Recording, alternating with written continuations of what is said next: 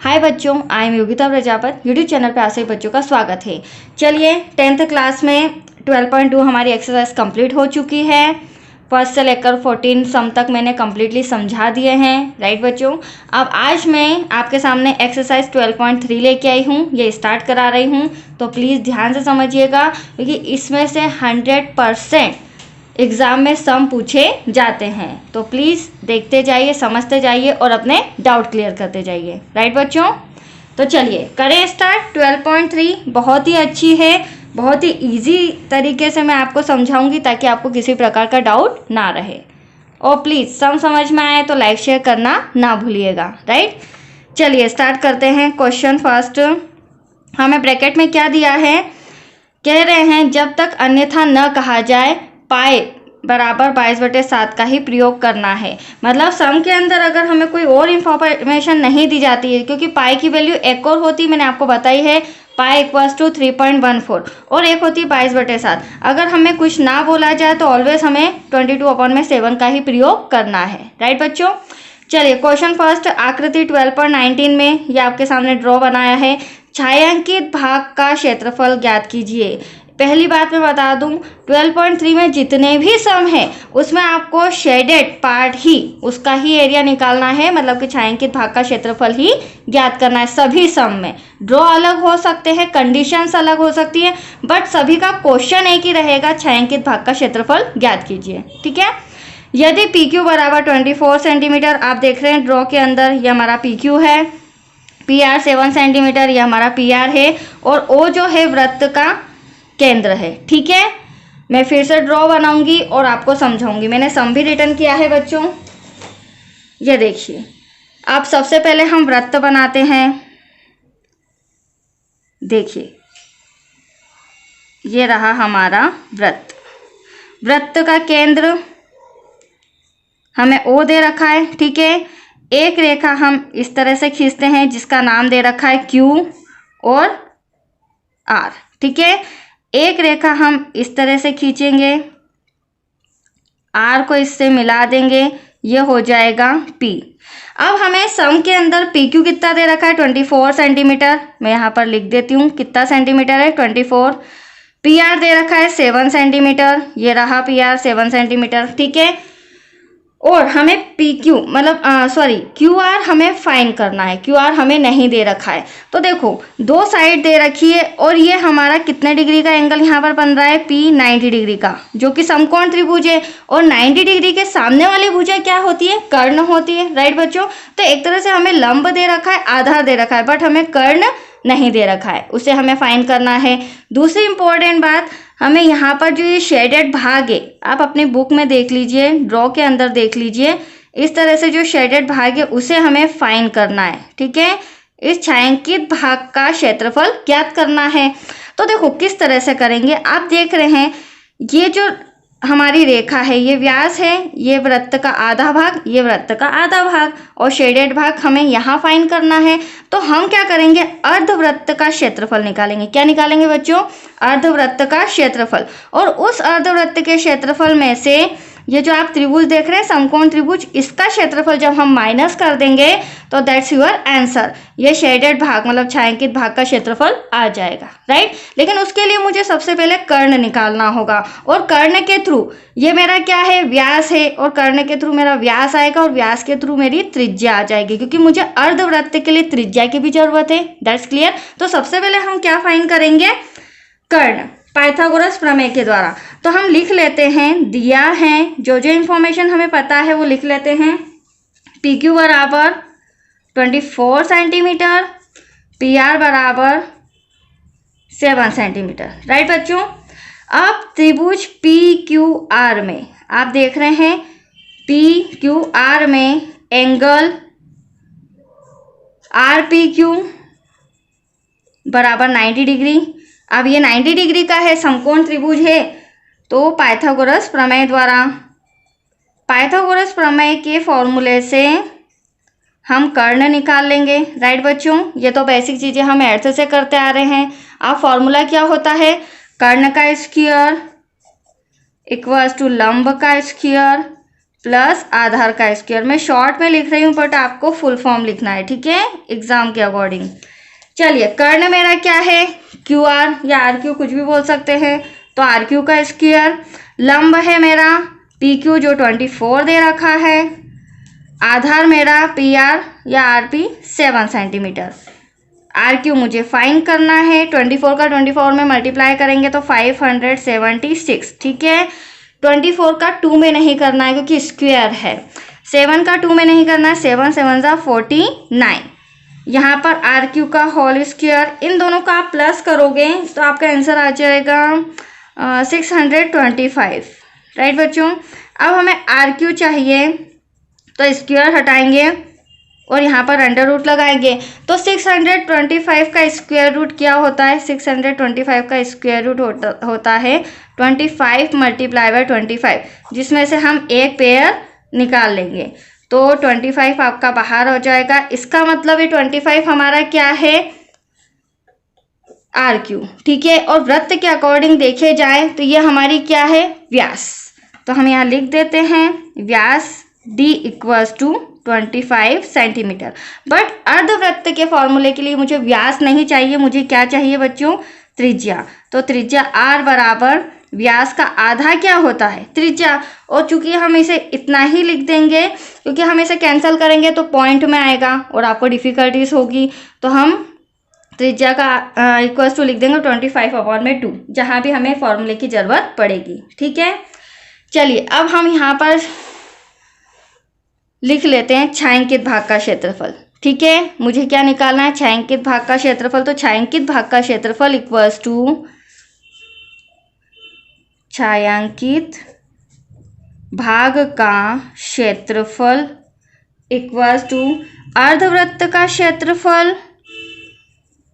ये रहा अर्धवृत्त का क्षेत्रफल, इसमें से हम माइनस करेंगे समकोण त्रिभुज का क्षेत्रफल, राइट बच्चों। मैंने अभी आपको ड्रॉ के अंदर बताया था। अब अर्धवृत्त का क्षेत्रफल फॉर्मूला होता है 1/2 पाई आर स्क्वायर माइनस त्रिभुज का क्षेत्रफल, समकोण त्रिभुज के क्षेत्रफल का फॉर्मूला था 1/2 आधार इंटू ऊंचाई, राइट बच्चों। ये देख लीजिए, मैंने आपको क्या बोला था, यहाँ पर भी देखते जाइए। मैंने कहा था आपको कि ये मेरा अर्धवृत्त है, पहले मैं इसका क्षेत्रफल जो भी आता है उसमें से मैं त्रिभुज के क्षेत्रफल को माइनस कर दूंगी, तो ये दोनों मैंने साथ में ले लिए हैं, ठीक है। जो भी चीज़ हमारे पास अवेलेबल है वो हम लिख लेते हैं फटाफट। 1/2 ऐसा का ऐसा, पाई का मान 22/7। आर क्या हो जाएगा, अभी त्रिज्या मैंने आपके सामने निकाली 25/2 माइनस ये तो था इसका, अब 1/2 ऐसा का ऐसा। आधार हो जाएगा 7, अभी मैंने आपको फॉर्मूले में बताया था। ऊंचाई मतलब लंब हो जाएगा 24, राइट बच्चों। चलिए कैंसिल करते हैं, 2 1 2 2 1 2। इसके अलावा आप देख लीजिए, अगर इतना मैं बात करूं कैंसिल करने की, तो 2 से ऊपर या 7 से ऊपर कुछ कैंसिल नहीं हो सकता है। तो 25 में 25 का मल्टीप्लाई अभी मैंने आपको बताया था 625 मल्टीप्लाई बाय 11 ऐसा का ऐसा। अपॉन में बात करूँ 2 2 4 4 7 28 माइनस, अब यहाँ इसे भी हमें कैंसिल करना है। 2 1 2 2 1 2 2 2 4 12 7 84। यहाँ पर तो पूरा कैंसिल भी हो गया है और हमारे पास क्या आया 84। अपॉन में कुछ नहीं तो यहाँ 1 लिख देते हैं। अब 625 में जब आप 11 का मल्टीप्लाई करेंगे तो एटलीस्ट आपके पास आंसर आएगा, क्योंकि मल्टीप्लाई इतना समय नहीं है, मैं डायरेक्टली आंसर लिख रही हूँ 6875 डिवाइडेबल बाय 28 माइनस 84 डिवाइड में 1 ऐसा का ऐसा। क्रॉस मल्टीप्लिकेशन करेंगे बच्चों, इसका 1 में करोगे तो वही आंसर आएगा 6875। हाँ, 28 का 84 में मतलब 84 में जब 28 का मल्टीप्लाई होगा तो आपका आंसर आएगा 2352 और 28 का 1 में करेंगे तो 28 ऐसा का ऐसा, राइट। अब माइनस करते हैं, बहुत ही सिंपल है, आंसर आ चुका है आपका। 5 में से 2 गया 3, 7 में से 5 गया 2, 8 में से 3 गया 5, 6 में से 2 गया 4, तो 4523 डिवाइडेबल बाय 28 सेंटीमीटर स्क्वायर। ये हमारा निकला है बच्चों छायांकित भाग का क्षेत्रफल। क्या निकला है, ये शेडो वाला जो भाग है उसका क्षेत्रफल। तो आया आपको समझ में, राइट। करें अब नेक्स्ट सम। चलिए, क्वेश्चन नंबर 2 भी मैंने रिटर्न किया है, इसे भी मैं पहले आपको बुक में बता देती हूँ। बहुत ही अच्छा सम है। देखो क्वेश्चन नंबर 10 में क्या कहा है, आकृति 12.20, ये रही 12.20 में छायांकित भाग का क्षेत्रफल। देखो ये रहा शेडेड भाग। यदि केंद्र ओ वाले दोनों केंद्रीय समकेंद्रीय वृत्तों की त्रिज्या क्रमशः 7 सेंटीमीटर और 14 सेंटीमीटर है तथा AOC 40 डिग्री दे रखा है, ठीक है। तो समकेंद्रीय वृत्त क्या होता है, जब एक ही केंद्र से दो वृत्त बनाए जाते हैं, ठीक है। देखो मैं बना रही हूं। एक तो ये हो गया हमारा बड़ा वृत्त, राइट, और ये हो गया हमारा छोटा वृत्त। अब एक ही केंद्र से जब दो वृत्त बनाए जाते हैं तो उसे क्या कहते हैं बच्चों, समकेंद्रीय, ठीक है।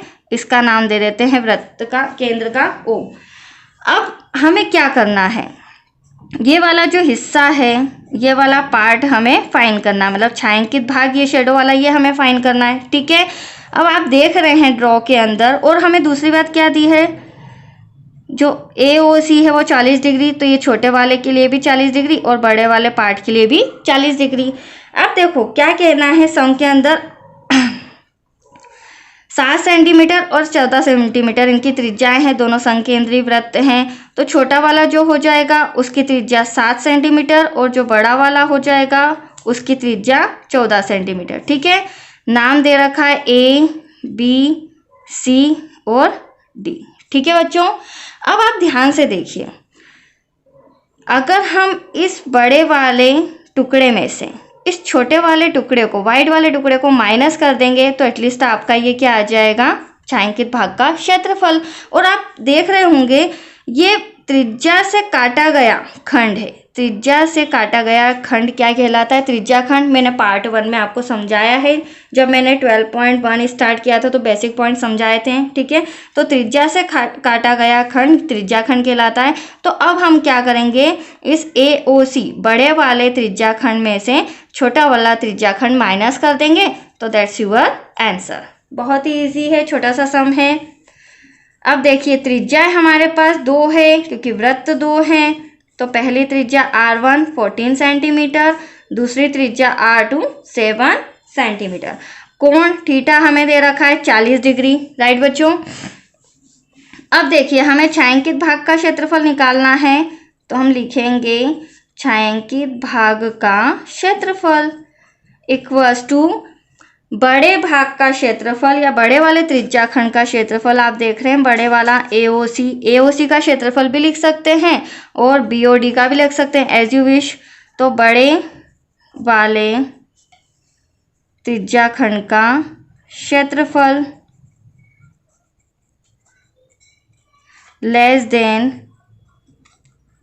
छोटे वाले त्रिज्या खंड का क्षेत्रफल, ठीक है। मेरे पास स्पेस नहीं है तो मैंने नीचे लिख दिया, राइट बच्चों। अब त्रिज्या खंड तो हम शुरू से पढ़ते आ रहे हैं, 12.2 पूरा इसी के अकॉर्डिंग था। त्रिज्या खंड का क्षेत्रफल क्या होता है, थीटा अपॉन में 360 degree multiply by R pi R square. But बड़े वाला त्रिज्या खंड है तो मुझे R1 देना पड़ेगा, राइट। माइनस यहाँ पे भी थीटा अपॉन में 360 डिग्री पाई R2 स्क्वायर, क्योंकि ये छोटे वाला है तो R2 इसकी त्रिज्या हो जाएगी, राइट बच्चों। थीटा कितना है, अब मैं थोड़ा सा आगे से सॉल्यूशन करती हूँ। थीटा है कोण 40 डिग्री का, 360, पाई का मान 22/7। त्रिज्या कितनी है R1 14, तो यहाँ पर भी 14 और यहाँ पर भी 14, क्योंकि पावर 2 दे रखी है। थीटा 40, कोण हमारा 40 डिग्री का है, पाई का मान 22/7, त्रिज्या R2 7 मल्टीप्लाई बाय 7, तो यहाँ भी 7 हो जाएगा, यहाँ भी 7। 0 से 0, 4 1 जा 4, 4 9 जा 36, 7 1 जा 7, 7 2 जा 14, है ना, 7 दूनी 14, फिर 4 एकम 4, 4 9 की 36, 7 से 7 कैंसल। अब देखो, अब मेरे इस अकॉर्डिंग अब कुछ कैंसिल नहीं हो सकता है।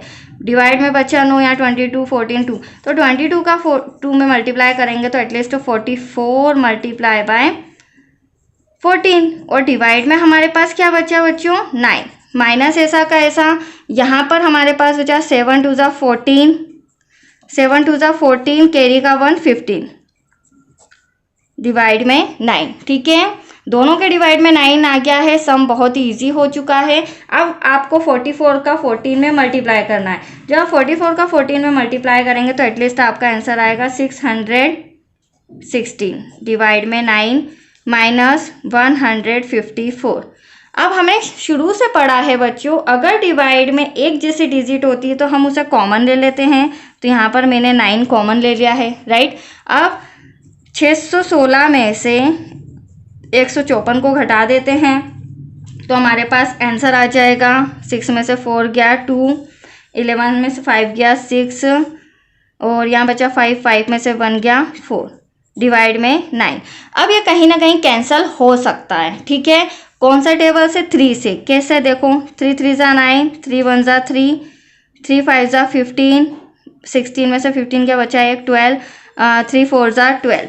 तो एटलीस्ट आपका आंसर आएगा, थोड़ा सा कॉपी में इस तरह से कर रही हूँ, 154 डिवाइडेबल बाय 3 सेंटीमीटर स्क्वायर। ये हमारा क्या था? छायांकित क्षेत्रफल का आंसर। ठीक है, जो बड़ा वाला हमारा देख रहे हो आप ड्रॉ के अंदर, ये वाला शेडो वाला हिस्सा है, तो इसका क्षेत्रफल कितना है? 154 डिवाइडेबल बाय 3, राइट बच्चों। आई होप आपको समझ में आया हो। ठीक है, ये रहा आपका क्वेश्चन नंबर 3, जो कि मैंने कॉपी में भी रिटर्न किया है, बट यहाँ भी मैं एक बार एक्सप्लेन कर देती हूँ। छायांकित भाग का क्षेत्रफल ज्ञात कीजिए। आकृति दे रखी है हमें 12.21। ठीक है, तो छायांकित भाग का क्षेत्रफल ज्ञात कीजिए। यदि ABCD भुजा 14 सेंटीमीटर का एक वर्ग है, तो आप देख रहे हैं ABC और D ये कितने सेंटीमीटर की भुजा है? इसकी प्रत्येक 14 14 14 और एक वर्ग है, तथा APD और BPC दो अर्धवृत्त हैं। आप देख रहे हैं, एक तो ये वाला और ये दूसरा ये दोनों क्या हैं? अर्धवृत्त हैं। ठीक है बच्चों, तो चलिए सम रिटर्न भी किया है कॉपी में मैंने। ये रहा हमारा सम। ड्रॉ देख लीजिए। आकृति में छायांकित भाग का क्षेत्रफल। तो देखो छायांकित भाग हमें ये दे रखा है, ये शेडो वाला हिस्सा है जिसे हमें फाइंड करना है। ठीक है, यदि ABCD भुजा 14 सेंटीमीटर का एक वर्ग है, तो देखो वर्ग की जो भुजाएं होती है आपस में बराबर होती हैं। तो ये 14 है तो ये भी 14, ये भी 14, ये भी 14, तथा APD एवं BPC दो अर्धवृत्त हैं। तो आप ध्यान से देखिए, यहाँ पर मैं नाम दे देती हूँ, APD और BPC आपस में क्या है? अर्धवृत्त हैं। ठीक है, अब देखो हम क्या करेंगे, हमें क्या निकालना है? मेन ड्रॉ में ही हम समझ लेते हैं बच्चों, हमें निकालना है ये शेडेड भाग। क्या निकालना है? शेडेड भाग। तो जो ABCD हमारा वर्ग है उसके क्षेत्रफल में से हम अर्धवृत्त का क्षेत्रफल माइनस करेंगे। बट इस अर्धवृत्त को अगर मैं वृत्त का शेप दे दूं तो मैं वृत्त का क्षेत्रफल निकाल सकती हूँ, क्योंकि आधा वृत्त इधर है, आधा वृत्त इधर है। अगर इसको ज्वाइन करेंगे तो ये पर्टिकुलर एक कंप्लीटली वृत्त बन जाएगा, राइट। तो यहाँ पर हमें एक स्क्वायर मतलब वर्ग का क्षेत्रफल निकालना है और एक सर्कल मतलब वृत्त का क्षेत्रफल निकालना है, और वर्ग के क्षेत्रफल में से वृत्त का क्षेत्रफल माइनस कर देंगे तो दैट्स योर आंसर। ये शेडेड पार्ट आपका आ जाएगा। तो आया आपको सब में समझ में। दूसरी इंपॉर्टेंट बात, अगर मैं वर्ग की भुजा बोलूँ तो 14 सेंटीमीटर, बट हमें वृत्त की त्रिज्या नहीं पता है। तो त्रिज्या देखो, समझो आप यहाँ से यहाँ तक की दूरी 14 सेंटीमीटर है, राइट बच्चों। यहाँ से यहाँ तक 14 सेंटीमीटर है, तो यहाँ से यहाँ तक इसका हाफ कितना हो जाएगा? 7 सेंटीमीटर। इस अर्धवृत्त की त्रिज्या भी 7 है, इसकी भी 7 है। तो यहाँ हमारा जो वृत्त बन रहा है उसकी त्रिज्या भी कितनी हो जाएगी बच्चों? 7 सेंटीमीटर, क्योंकि हमें फॉर्मूले में इसकी जरूरत पड़ेगी, राइट बच्चों। चलिए स्टार्ट करते हैं। दिया है जो जो इन्फॉर्मेशन हमें पता है वो हम फिल कर लेते हैं। क्या दिया है? वर्ग की भुजा, वर्ग की भुजा 1/14 सेंटीमीटर। वर्ग की भुजा कितनी है? 14 सेंटीमीटर। अर्धवृत्त का व्यास, जो अर्धवृत्त है ये उसका व्यास है 14 सेंटीमीटर। यहाँ से यहाँ तक ये रेखा अगर मैं यहाँ से यहाँ तक खींच दूँ तो वृत्त की क्या है? ये व्यास, और अर्धवृत्त का भी। बट मुझे व्यास नहीं चाहिए, मुझे क्या चाहिए बच्चों? त्रिज्या। तो हम क्या करेंगे? 14 का डिवाइड 2 में कर देंगे तो आपका आंसर आ जाएगा 7 सेंटीमीटर। तो मैंने आपको पहले ही ड्रॉ में समझा दिया था, 14 है उसका हाफ क्या हो जाएगा 7 सेंटीमीटर, जो वृत्त की त्रिज्या और रहेगी। ठीक है, चलिए अब हमें निकालना है छायांकित भाग का क्षेत्रफल। तो ये रहा छायांकित भाग का क्षेत्रफल इक्वल्स टू, पहले हम लिखेंगे वर्ग का क्षेत्रफल। क्या लिखेंगे बच्चों? वर्ग का क्षेत्रफल माइनस, जिसमें से हम माइनस कर देंगे वृत्त का क्षेत्रफल। ठीक है, अब हमें अर्धवृत्त लिखने की जरूरत नहीं है, मैंने अभी आपको समझा दिया था, ये हमारा कंप्लीटली वृत्त है। वर्ग का क्षेत्रफल फॉर्मूला होता है भुजा स्क्वायर, जिसे हम ए स्क्वायर भी कह सकते हैं, माइनस वृत्त का क्षेत्रफल पाई आर स्क्वायर होता है। भुजा कितनी दे रखी है बच्चों? 14, ये रही वृत्त की भुजा, तो ए के प्लेस पर हम 14 लिख सकते हैं। पाई का मान कुछ नहीं बोला तो 22/7। आर त्रिज्या है, अभी मैंने निकाली आपके सामने 7 सेंटीमीटर, 7 × 7, यहाँ 7 से 7 कैंसिल करेंगे और यहाँ 14 में 14 का मल्टीप्लाई, 14 में 2 का मत करना, राइट बच्चों, ऐसी गलती आप मत करना। 14 में 14 का मल्टीप्लाई करोगे तो 196 आएगा आपका, और यहाँ करोगे तो 7 × 14 क्रिया 1, 7 × 14 देन 115। तो ये रहा आपका वर्ग का क्षेत्रफल, ये रहा आपका वृत्त का क्षेत्रफल। इसमें से हम माइनस कर देते हैं, 6 में से 4 गया बचा 2, 9 में से 5 किया बचा 4, 1 में से 1 कैंसल। तो ये आपका आया है शेडेड पार्ट, छायांकित भाग का क्षेत्रफल। ये रहा शेडेड भाग, कितना है 42 centimetre square. That's your answer. बहुत ही अच्छा सम है, इजी है, राइट बच्चों। चलिए ये हो चुका है। नेक्स्ट क्वेश्चन नंबर 4 पे आते हैं, जिसका ड्रॉ मैंने तैयार कर रखा है, रिटर्न भी लिख रखा है, बट पहले बुक में आप एक बार समझ लीजिए। क्वेश्चन नंबर 4, हाँ, आकृति 12.2, ये रही आकृति 12.2 में छायांकित भाग का क्षेत्रफल ज्ञात कीजिए। अब देखो ये सम थोड़ा सा इंपॉर्टेंट है, ध्यान समझना। यहाँ पे ये जो मुझे दे रखा है त्रिभुज, ये त्रिभुज का शेप है और ये मेरा वृत्त है, ठीक है, वृत्त का शेप। तो इसमें मेरे को वृत्त को भी पूरा शेडेड है और त्रिभुज भी पूरा शेडेड है, मतलब इन दोनों का ही क्षेत्रफल निकालना है। और सबसे इम्पोर्टेंट बात, जब हम क्षेत्रफल निकालेंगे तो प्लस करना होगा, राइट। अभी तक फर्स्ट से लेकर थर्ड तक मैंने माइनस कराया है, बट यहाँ पे हमें क्या करना पड़ेगा, दोनों के क्षेत्रफल को ज्वाइन करना पड़ेगा, ताकि हमारे पास कुल क्षेत्रफल आ जाएगा, क्योंकि कुल क्षेत्रफल ही हमारा छायांकित भाग है, राइट। छायांकित भाग का क्षेत्रफल ज्ञात कीजिए। जहाँ भुजा 12 सेंटीमीटर, त्रिभुज की अगर मैं देखूँ तो 12 सेंटीमीटर भुजा दिख रही है वाले एक समबाहु त्रिभुज, और ये त्रिभुज भी हमारा कौन सा है बच्चों, समबाहु OAB। तो ये भुजा 12, ये 12, ये भी 12, और समबाहु त्रिभुज का एंगल कितने डिग्री का होता है, 60 डिग्री, ठीक है, हमेशा ध्यान रखिएगा। यदि समबाहु त्रिभुज आया है तो उसका एंगल, उसका कोण, प्रत्येक कोण 60 डिग्री का होता है। जैसे हम बोलते हैं समकोण त्रिभुज है तो वो 90 डिग्री का होता है, राइट, वैसे समबाहु त्रिभुज 60, तो ये भी 60, ये भी 60, ये भी 60। अब OAB के शीर्ष O को केंद्र मानकर 6 सेंटीमीटर त्रिज्या वाला, तो आप देख रहे हैं यहाँ से यहाँ तक 6 सेंटीमीटर त्रिज्या मानकर इस वृत्त को बनाया गया है। तो एटलीस्ट आप समझ गए हैं कि मुझे वृत्त का भी क्षेत्रफल ज्ञात करना है और वर्ग का भी। चलिए सबसे पहले हम लिख देते हैं, ये हमारा OAB, यहाँ से यहाँ तक 12 सेंटीमीटर, यहाँ से यहाँ तक त्रिज्या हमें दे रखी है 6 सेंटीमीटर, राइट बच्चों, एनी डाउट। चलिए आगे बढ़ते हैं। हाँ, डिग्री मुझे दे रखी, बोला नहीं है, पर समबाहु त्रिभुज है तो क्या कितना डिग्री का कोण होगा हमारा, 60 डिग्री का। देखिए दिया है, जो जो इन्फॉर्मेशन हमें पता है वो रिटर्न कर लेते हैं। वृत्त की त्रिज्या कितनी दे रखी है हमें, 6 सेंटीमीटर। अगर मैं इसके अकॉर्डिंग देखूँ तो ये मेरा वृत्त है, और वृत्त कितने सेंटीमीटर है, इसकी त्रिज्या 6 सेंटीमीटर। फिर हमें बोला है समबाहु त्रिभुज का क्षेत्रफल, समबाहु त्रिभुज की भुजा, तो ये रहा हमारा समबाहु त्रिभुज की भुजा। समबाहु त्रिभुज की भुजा दे रखा है 12 सेंटीमीटर, ठीक है।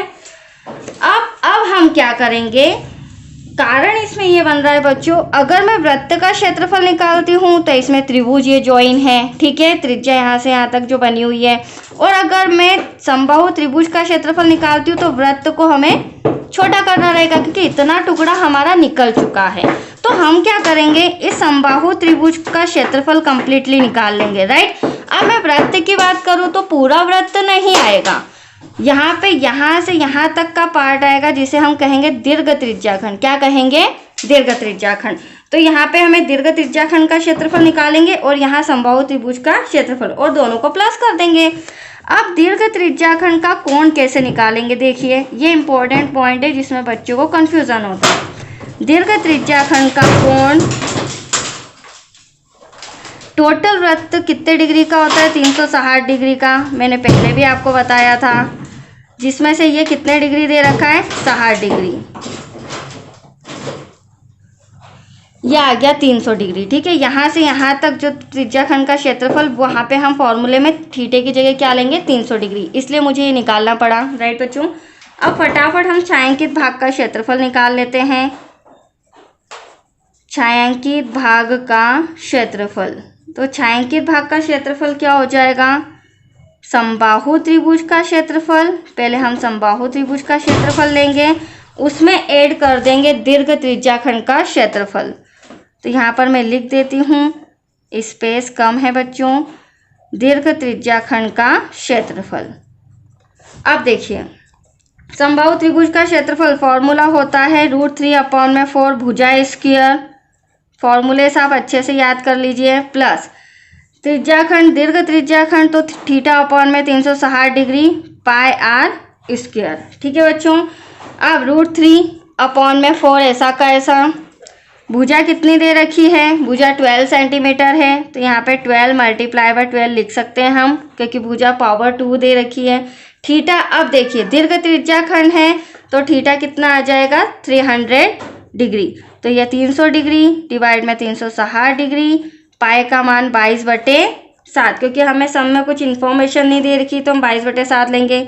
और त्रिज्या वृत्त की हमें कितनी दे रखी है, 6 सेंटीमीटर। तो यहाँ से यहाँ तक 6, पावर कितनी है, 2 है, तो कितनी बार लिखेंगे, 2 टाइम, राइट। आप कैंसिल करें, 4 × 1 = 4, 4 × 3 = 12, 0 से 0 कैंसिल, 5 6 = 30, नहीं 5 से नहीं होगा, सॉरी, 6 × 5 = 30, 6 से कैंसिल होगा, 6 × 5 = 30, 6 × 6 = 36, ये 6 से ये 6 कैंसिल। अब हमारे पास क्या बचा, देखो यहाँ मल्टीप्लाई करूँ, 12 × 3 = 36, √3 ऐसा का ऐसा, प्लस अब यहाँ पे 5 × 2 = 10, 5 × 2 = 10, तो 5 × 2 = 10, कैरी आए 1, 5 × 2 = 10 और 1 11, मल्टीप्लाई बाय 6 और डिवाइड में क्या है, 7, ठीक है।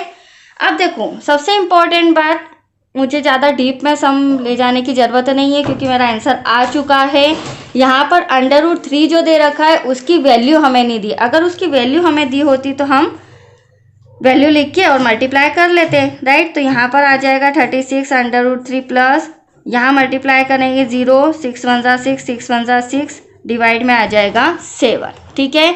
इसको आपको इस रूप में लिखना है, यहीं पर लिख देती हूँ मैं क्योंकि स्पेस कम है बच्चों। यहाँ पर पहले 660 डिवाइड में 7 प्लस 36 √3 ब्रैकेट क्लोज, और यहाँ पर एंड में लिखना centimetre square, that's your answer. और प्लस का साइन लगाना मत भूलना क्योंकि मैक्सिमम सम इसमें ऐसे हैं जिसमें कुछ पार्ट शेडेड होता है और कुछ वाइट रहता है, सिंपल, जिसमें हमें माइनस करना पड़ता है, बट यही एक सम है जिसमें हमें प्लस का साइन एंड तक लगाना है, राइट बच्चों। तो दैट्स योर आंसर।